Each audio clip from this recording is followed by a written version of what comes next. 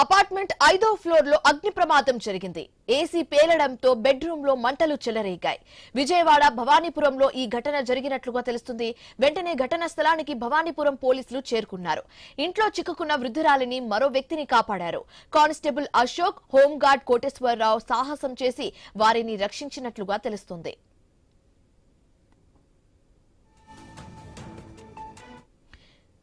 Apartment 5వ floor లో అగ్ని ప్రమాదం జరిగింది.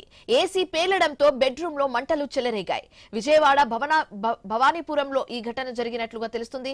వెంటనే ఘటనా స్థలానికి భవానీపురం పోలీసులు చేరుకున్నారు. ఇంట్లో చిక్కుకున్న వృద్ధురాలిని మరో వ్యక్తిని కాపాడారు.